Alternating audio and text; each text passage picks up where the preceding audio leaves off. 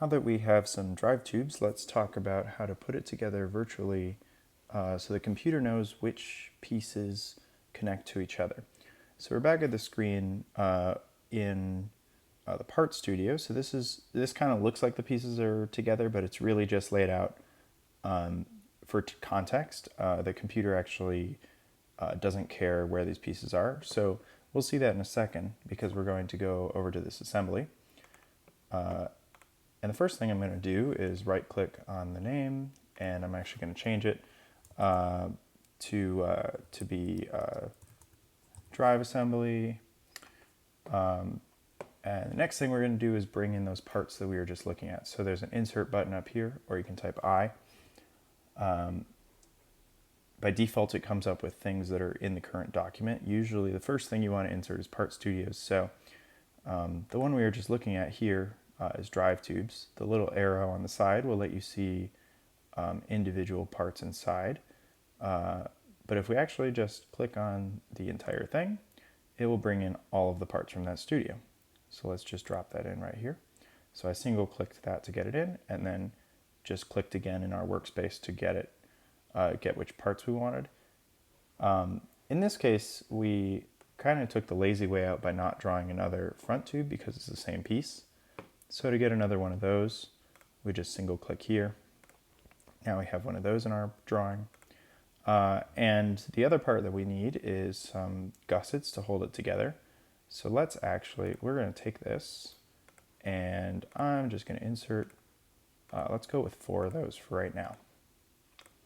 Okay, and when you're done with this, make sure you click the green check mark instead of escaping, because then your parts will go away. So I'm going to hit the green check mark. Now we get to keep the parts.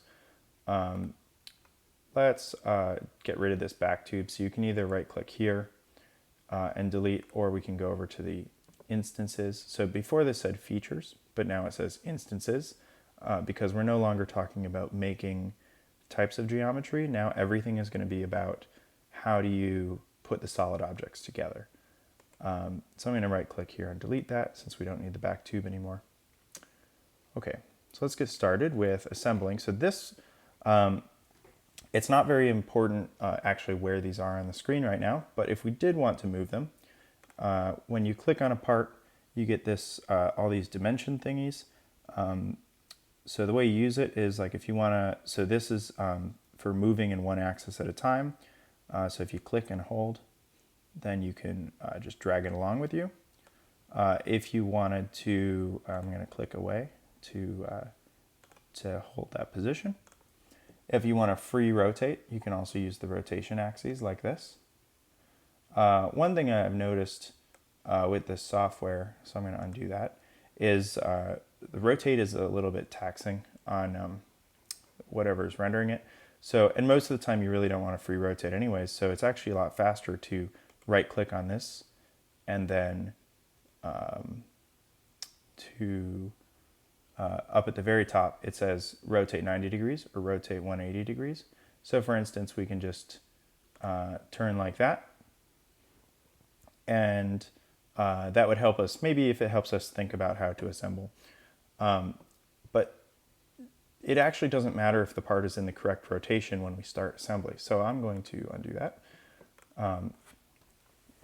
The most common assembly item in Onshape is supposed to be this Fastened Mate. So this is actually a little different than what's in most other software. As it says, it removes all of the degrees of freedom at once between two parts. So it's basically like, it's actually a lot like riveting or bolting the part in place. Except that normally we would use multiple rivet holes. In this case, it's going to make a lot of assumptions from one rivet hole. So we can see how fast this is if we, so we're going to click fastened, and now it's looking, because of the blue box is highlighted, it's looking for a location. So I'm just going to rotate under this part, and let's pick up this hole right here. So I was kind of like highlight on this face, and then it gave me a center point in each of these circles. In Onshape, they call these mate connectors. Okay, let's zoom out. And then I'm going to go to the place. So since it's the second hole here, I'm going to go to the place that it should go on the assembly. So again, I've highlighted this plane, and it gives me the option of all these different holes. So let's select this one here, and bam, it's right there.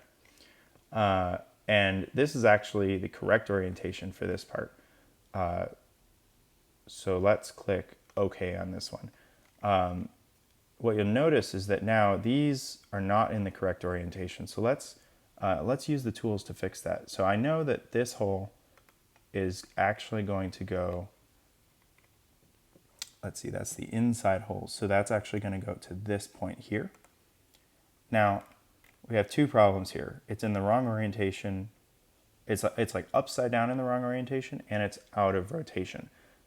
But we can fix that really quickly with these two buttons. So to flip it over, we're going to do flip primary axis. Okay, so now it's on top of the part instead of inside. And then we can reorient second axis, which is basically rotate around.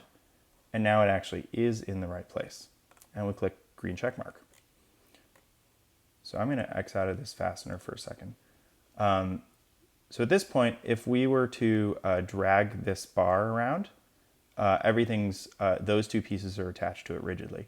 And it was that quick to basically attach virtual rivets. We're still missing a few pieces, so I'm just going to quickly go through these. So we're going to fasten here, and then the complementary part of that, I already forgot where it was going, is this guy here. Okay, that's just going to move into place. We click OK. And then on this one, I'm going to pick that inside again. And then the complementary part of that is right here. Okay, so we got those two pieces fixed in place.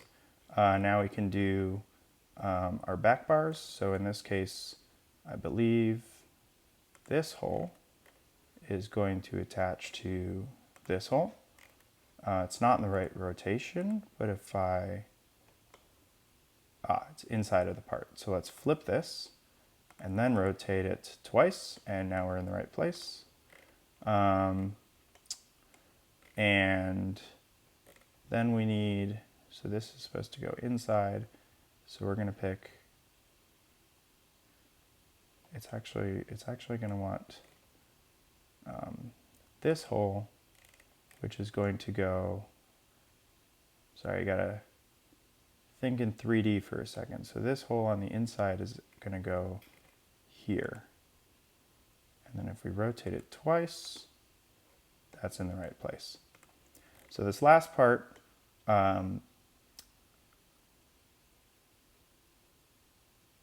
we could constrain it with two of these locations, but we probably actually don't, and we could run the risk of it being over-constrained in the future. So I'm probably just going to attach it to this one bar over here. And I'm just looking at this, 1, 2, 3, 4 holes. So we're going to pick the 1, 2, 3, 4, 5th hole over here. That looks like it's in the right place. Click OK, and now everything is assembled on this tube structure.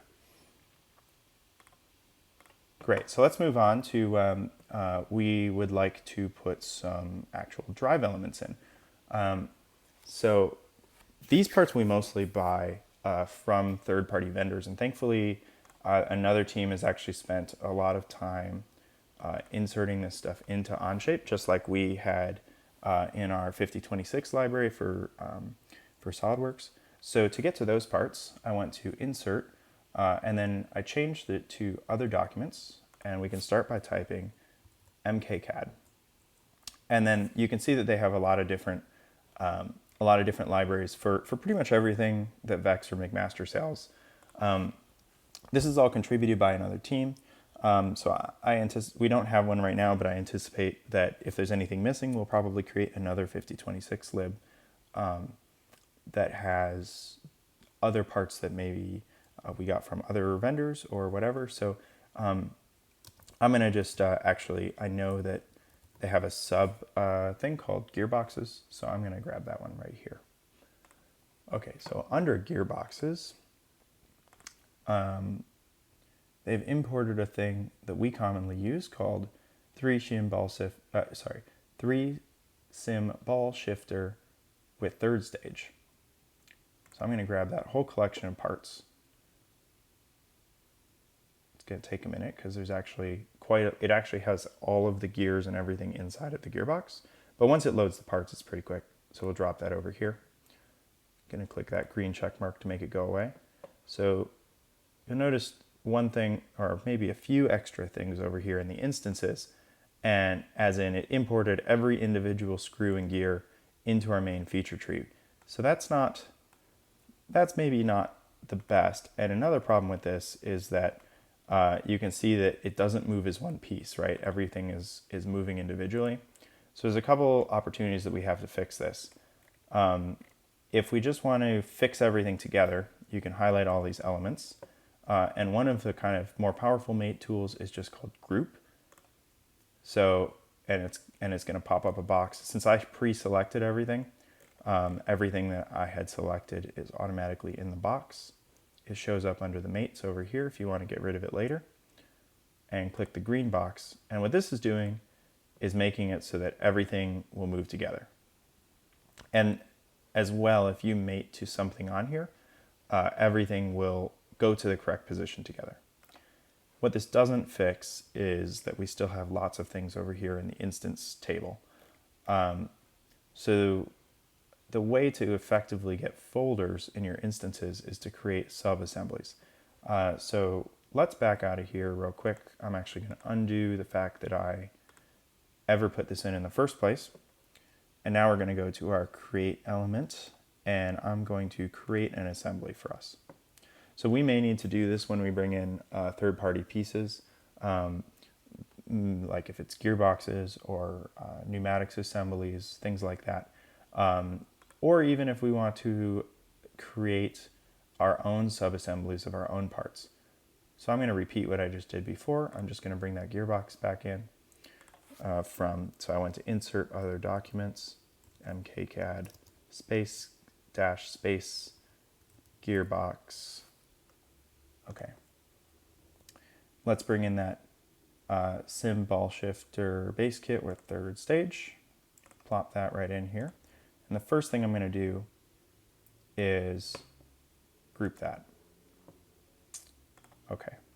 Now we can actually do a little bit more with this. So I'm going to rename this document to actually the drive kebab. So since the shaft is inside of the gearbox here, I'm actually going to put all of the elements that you would normally assemble to the shaft, and I'm just going to drop them right into this document.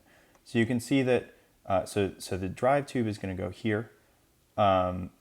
You can see that there's already a bearing sitting here that's going to go right into the existing hole that's in our gearbox.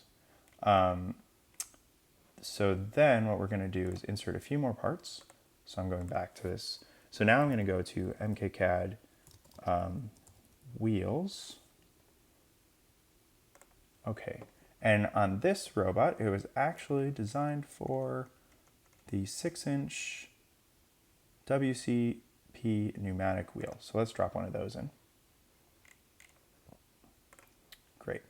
And then we're going to go out of here, and we're actually going to get that, that bearing.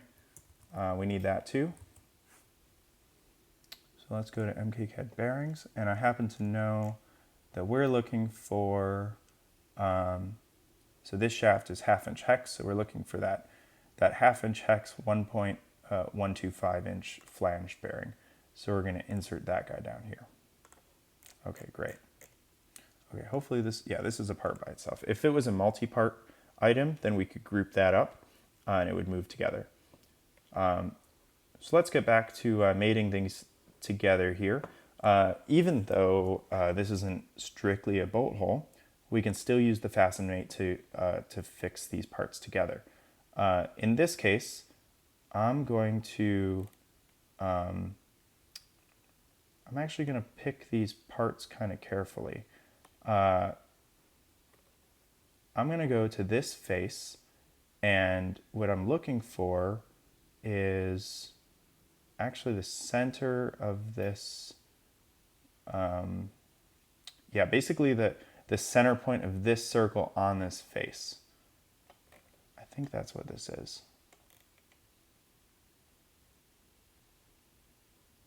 It looks like it's jumping to another part for some reason. So hold on a second, just to make this go away, I'm going to select this, and you can hide individual pieces, or as a shortcut you can hit Y and it'll hide that piece. So now I'm going to go back to the Fastened Mate, and yeah, I guess that's the circle I'm looking for right there. And the reason I'm doing this is basically the circle of our drive tube. And then I'm going to go down here and I'm going to select that same kind of circle that would rest in the drive tube on our bearing. Notice how the mate connector is in the middle of the part. Okay, select that. It's going to think for a second. Okay, so now let's fix up, it's actually put it inside of the part. The first thing is that we need the flanges to be on opposite sides, so let's flip the primary axis. Okay, that's a little bit annoying that it's using, it moves whichever thing you selected first. So I should have selected the bearing first, that was my bad, but it's okay, we're just going to move the gearbox around now. The next thing we want to do is we're actually going to create a drive tube worth of spacing. So the way we can do that is by hitting offset. And we can see that there's axes here. So what we want to change is the Z direction. And we're actually going to put that 1.5 inch of shaft spacing, except that that's the wrong direction. So we're going to put negative 1.5 inch of shaft spacing, just like that. And now you can see that there's a gap between those two parts. And again, this is still Fastened Mate, so you only have to do this one connection and everything is completely constrained. So I'm going to X that fasten away. So if we go here and we try to move this around, the gearbox will move. It's also fixed in place on the shaft, and it's even fixed in rotation. So the whole gearbox is coming with you when you do that. Sometimes this isn't all what you want. You don't want all of those pieces to be fixed. So there are other types of mates for that we'll talk about a little bit later. But generally, if you want to put together like one big static model, this is a pretty good way to go. So I'm going to bring that bearing over here back. Okay, the next thing we want to do is attach this wheel to the shaft. We can actually use the Fastened Mate here again. So even though this is a hexagon, if you actually do get that center point mate connector, so we can grab that. And there's two options here. We could put it on the end of the shaft, but what's probably even faster is we could just go to the middle of the hexagon that's in the bearing, throw that right on there. Again, it's meant to be mating plates. So if we flip the primary axis, then now the wheel item will be on the outside. The one catch is that you can see that we took the hub and not the wheel. So let's X that for a second. And if you remember from earlier, we can fix that up real fast by going like this, select everything, hit group. Okay, now those parts will be stuck together. Let's bring our Fastened Mate back. Could use the shortcut M if we wanted to. We're going to select the middle of this hexagon again, and then we'll select the middle of the bearing again. Flip this around so it's in the right orientation, and now we've got all of our pieces together as they would be configured to put into our drive. So this is great. I'm going to X this out. Now we can take this entire group of parts at once, and I'm going to go back over here to our Drive Assembly tab, or you could select it over here on the tabs bar. So I'm going to double click on the tabs bar to pick that up. And now we can go Insert. Since this is the current document, we can hop over here to Assemblies, and you can see it's not done generating the picture yet, but we know what it is. So we're actually just going to grab two of those, drop them in place right there, and click check mark. Okay. One thing that I'm going to do to make this a little bit easier is I know that we mount to these plate places. I actually forgot to move the screw earlier. We could, instead of using a group, we could use actually a Fastened Mate with an offset again to put these screws in the right place. But to make it easier for what we're going to do, I'm just going to hide these really quickly. I'm just going to make those go away for a second. And eventually we would want to make sure that's right so that we could buy the right size screw. As well, we could have modified this part to shorten the shaft, probably by making, sketching an area that's larger at the end and then extruding, cutting it back. But for brevity, I left that out. So now what we want to do is so essentially this would be a bolted in place part. So we'll use the Fastened Mate again. So we're going to grab this hole on the plate. We know that this matches up with this hole here, snaps in place, but the two parts are inside of each other. So let's do a flip axis and scroll around here to check out if everything is in the right place. So this does, and then none of the bolt holes are conflicting, so we look good. One thing that you'll notice is that the additional parts stayed up there, so it only took the group. But as soon as we click the green check mark, everything else should join it in place as it recalculates. Okay, so now we're just going to go over here, and we're going to grab actually the same hole. But in this case, it's going to go to, so it's this hole. We want it to rotate in place, so we actually want to grab this one here because it's the mirrored part. Okay, so we're going to have to fix that so it's on the right side again. And then in this case, we need to rotate it into place twice using that Rotate Mate button. And click OK. And now all the parts snap in place. You know, if we, I can hit escape to get rid of the mate box since we're done mating.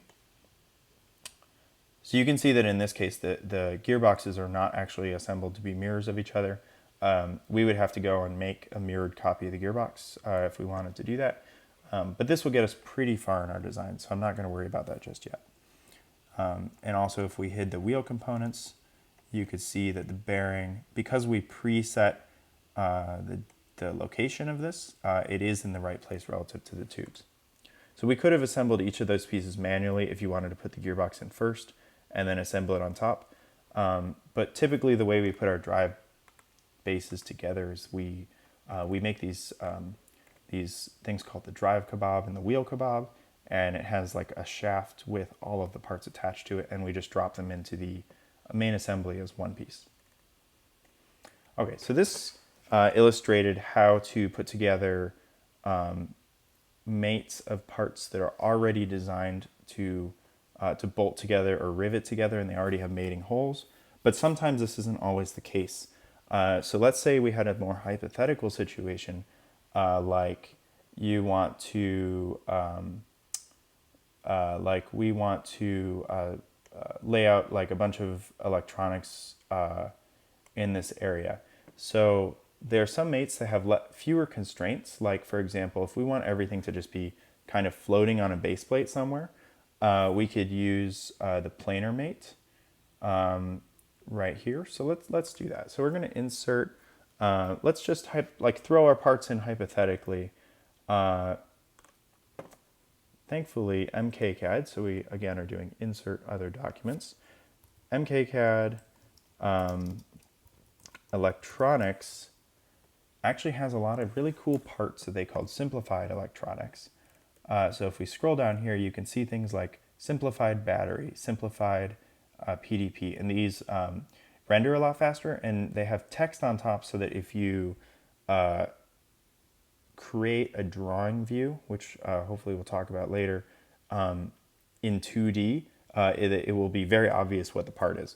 So let's throw a few of these pieces in. We're gonna throw in a Robo Rio, the big stuff basically. We're gonna throw in a PDP. Let's grab that Simplified Battery, for instance. Okay, and we click green check mark. So we could just play with these things by shuttling them around using these arrows.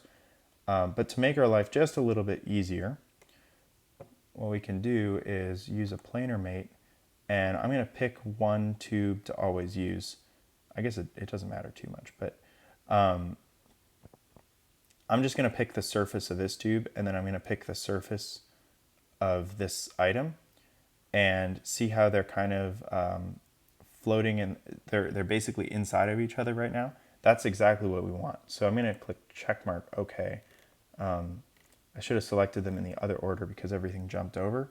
So I'm going to do the same thing here. Select the battery and then select like this whole surface. Okay, I know it's stacking them all in one place, but the benefit that this gives us is that now if I take this item and I drag it around, I know it's exactly in the plane of the drive base. So like for example, if I back it all the way up here to the back bar, let's say we wanted to lay it flat like about there. And then if I jumped, I'm going to use this orientation cube to jump to top view. Now as I'm dragging things around, I know everything's in the same plane. So it's not going to be like angled or floating below each other or something like that. So to get to those movement bars again, you just click on the part and it shows these arrows. And then you click and hold with your left mouse button in order to move where you want to go. So let's say presumably that, and then I can select another axis, kind of shove this in place here. So we have like a little room for our Robo Rio there, and see how those are fixed to be in that location. And then what you can come back and do with this information is measure exactly where you want your mounting locations to be. So to measure in Onshape, it's actually really simple. You just select item 1, and then you select item 2, and it shows up automatically down here in the bottom right-hand corner. So you can see in all of your 3 axes, so D0 is going to be 0 because we fixed those to the same plane. But you can see right here that you want your hole to be at like 1 inch and 3/4 of an inch. I'm rounding a little bit. You could use the exact value if you just like literally just copy. But really quick to kind of slot your pieces in, make sure you know exactly where they are, and then you can measure out these holes and put them on a base plate. Okay, just for completeness, I'm going to put this one last piece into the drive base. So again, clicked on Planar Mate, clicked on the bottom of that. Going to select this tube here. Since they're correctly inside, I'm just going to click OK.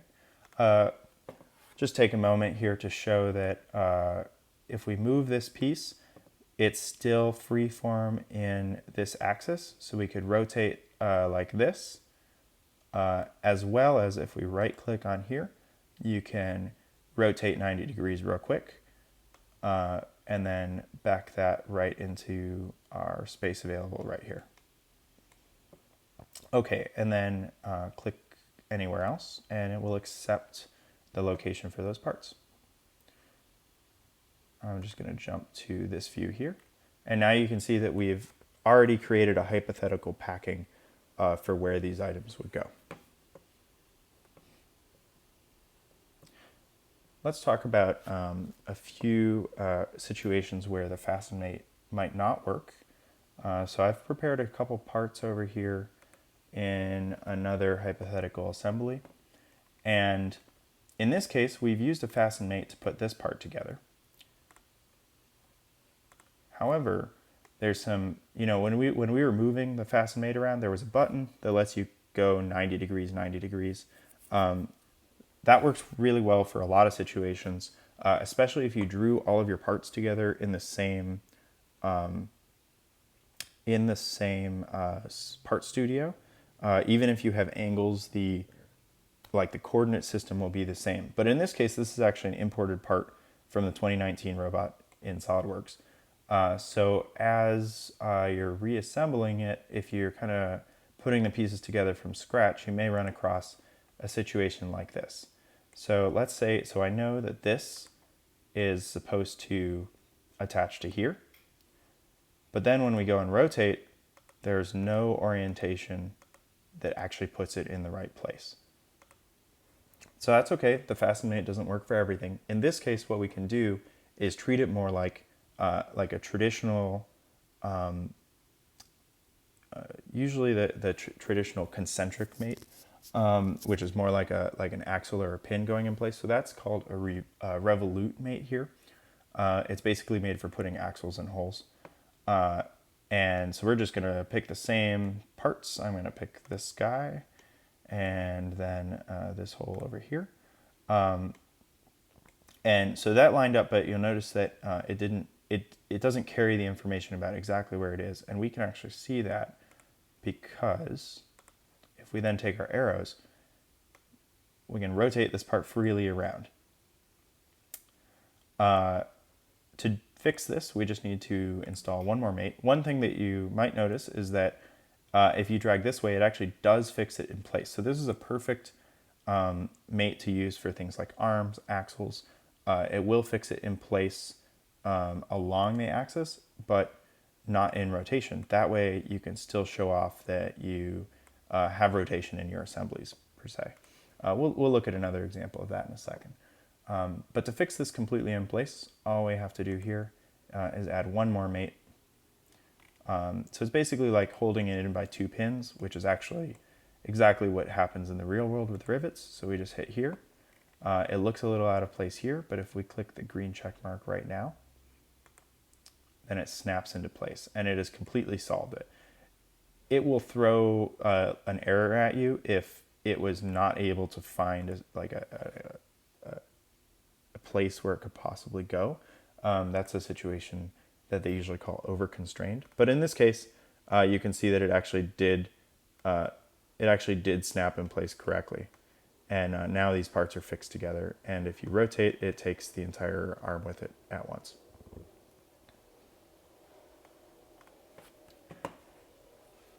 There are a few additional features to this, to mates like this. So if you double click to edit the feature, just like in the feature tree, when you're drawing parts, if you double click anything that's over here in instances, you get the same box that you had when you were creating it. You can see that this one has a little angle assigned here. So we used the offset mode earlier. So you could use offset if you wanted to add like an additional, like a little bit of space along your axis. You can also add limits. So what this does is, let's say you only wanted it to, actually to make this more reasonable, I'm going to delete one of these mates. Okay, so now you can see that, so this part can rotate freely right now. So if we let's say that it was an arm and it actually hits something if it goes all the way around, we could tell the computer that that's the case by assigning limits right here. And let's say that we wanted to go from 0 to 90 degrees. And we'll just click a check mark here. And you can see that as we drag this around, it goes to 90 and then it starts to take the other part with it. So that's an example of using limits. It makes a lot more sense in an arm context than when I'm stitching these pieces together. But that is one way to use those limits. There's also some other types of mates. So let's go over to apart from a previous robot, and we can see that here we've defined an interface where it's kind of sliding up and down. So there's a couple of ways you could do this. One of the mates that we have is called a pin in slot mate. So that's a common way to create motion. You could have a slider mate where you have like planes relative to each other. But in this case, what I actually used to put this together was a planar mate. So actually it has like a very traditional way to put parts together is actually to use 3 planar mates. That way it fixes it in the X, Y, and Z axes. In this case, well, it has 2 planar mates, so it's fixing it in 2 orientations, right? They both have offsets assigned to them, so I believe the planar is like, okay, so it's connecting the outside, the edge of the roller directly to you can see the yellow highlighted face there. So it's the edge of the roller with the edge of the upright, and that one has no offset. And then the back one is more interesting because it both has an offset, right? So it's the back of the case to the back of the bar. So that has an offset assigned to it. And it also has limits assigned to it. So these limits are in the X direction. So you can see this red bar. It's telling it from this little middle point here, it can go up this far and it can go down this far. And that's all based on where the mate connector is, and then you can just type in the correct limit distance. It's literally you just do that in this window here. You hit the check mark and then type in those two numbers.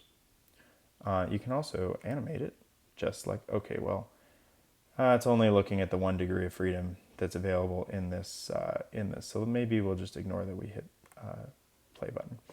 Okay, but you can see that by going up and down like this, and when it hits the top of the limit, it starts to move the whole thing up in your view.